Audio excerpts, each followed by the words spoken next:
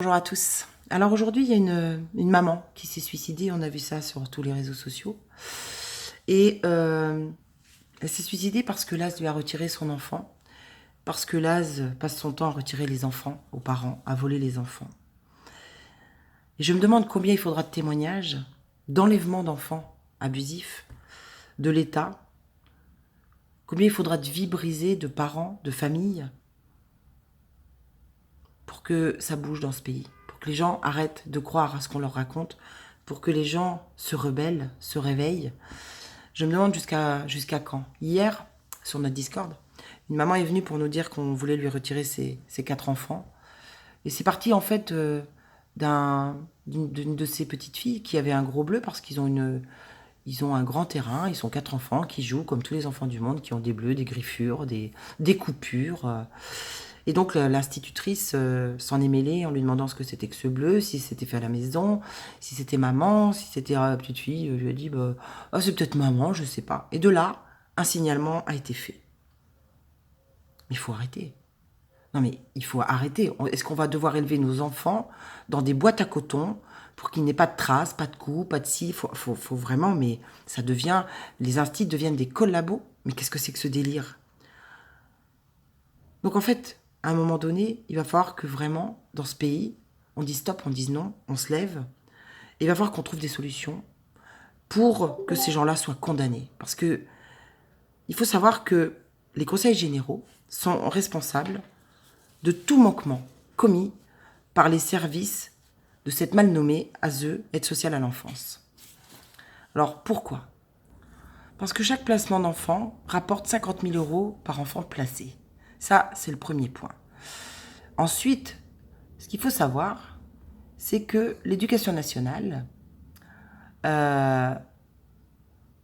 déclare, signale les enfants de façon abusive. Et ça passe par le site Eduxol, l'éducation nationale. Toujours ce fameux site Eduxol Alors, comment ça se passe? Comment repérer les enfants en danger? Alors, voilà ce que dit l'Eduxol. L'école est un lieu privilégié d'observation, de repérage, d'évaluation des difficultés scolaires, personnelles, sociales, familiales et de santé des élèves. Au contact quotidien des élèves et des parents, elle offre un cadre favorable au recueil de la parole de l'enfant et aux échanges avec les parents sur des questions éducatives. Non. Déjà, éducative, non. Instruction, oui. Éducation, non. Donc arrêtons de mentir sur les mots parce que c'est un mensonge. L'éducation, c'est les parents. Donc revenons aux fondamentaux, ce serait quand même bien. Cette page explique comment identifier une situation préoccupante et la transmettre. Alors ça, c'est énorme. Et alors, l'article 221.1 du Code de l'action sociale et des familles dit ceci. Alors, je ne vais pas tout vous lire les articles, allez voir, parce que c'est quand même intéressant. Le risque de danger quand les difficultés rencontrées peuvent mettre en danger sa santé, sa sécurité, sa moralité. Sa moralité? Mais alors attendez, c'est très intéressant de dire cela.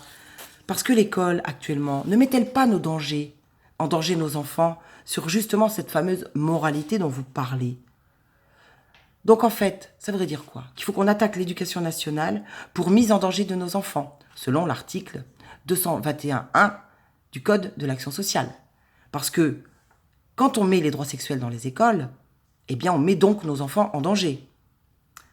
Donc, à un moment donné, il va falloir que les gens comprennent que nous pouvons agir. Parce qu'enfin, que se passerait-il si les parents prenaient des intervenants pour faire l'éducation sexuelle de leurs enfants chez eux? Que se passerait-il? Voulez-vous bien me le dire? Est-ce que les enfants ne seraient pas en danger? Si on disait ça aux assistantes sociales de l'ASE, qui se permettent tellement de choses, qui se permettent de rentrer chez vous, de vous accuser, de vous culpabiliser. Parce que on parle bien de moralité. Alors à l'école, il n'y aurait pas de danger pour les droits sexuels qu'on veut imposer à nos enfants, mais par contre, chez vous, pour un bleu, vous seriez des parents maltraitants, des parents qui mettaient vos enfants en danger. De qui on se moque?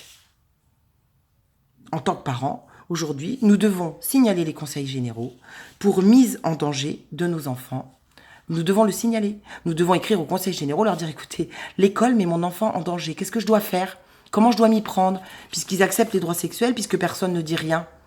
Donc comment je dois m'y prendre? Donc moi aujourd'hui, je pense qu'il faut déposer plainte contre les académies, contre les écoles, contre les directeurs d'école, contre les instituts, déposons plainte pour mise en danger de l'enfant. Nous avons un texte de loi du Code de la santé, de l'action sociale et des familles, l'article 221.1 qui parle de moralité. De moralité. Alors, moi je pense qu'à un moment donné, il va falloir vraiment enfreindre les règles dans ce pays. Devenir des électrons libres, créer et constituer des groupes comme nous sommes en train de le faire, avec les parents bienveillants, partout en France. On doit créer nos écoles alternatives avec tous ces parents bienveillants. Il faut ouvrir les yeux maintenant, parce que c'est très grave ce qui est en train d'arriver. Donc les parents qui vivent ça, qui vivent l'ASE perpétuellement chez eux, qui se permettent des choses immondes, eh bien ces parents-là déposent plainte contre les conseils généraux, les maires qui permettent ce genre de choses. Non seulement ils mettent nos enfants en danger, mais en plus ils font et ils pratiquent le harcèlement moral qui pousse les mères au suicide. Donc je pense que nous sommes en train de nous rassembler partout dans toutes les villes de France, partout. Et nous devons pratiquer la désobéissance civile et dire à tous, passez le message, faites des vidéos, dites à tous ce qui est en train de se passer dans notre pays et surtout, arrêtez la peur. Parce que plus nous serons nombreux, moins ils pourront agir. Et il faut que nous déposions plainte en masse. Il faut que ça s'arrête, ce délire. Et il faut qu'on fasse de la désobéissance civile, qu'on retire nos enfants des écoles. Alors parents, levez-vous. Les victimes de l'ASE, levez-vous. 300 000 enfants placés abusivement. Et en plus, ce qui est terrible, c'est que ces parents, quand ils viennent vous parler, ils se justifient.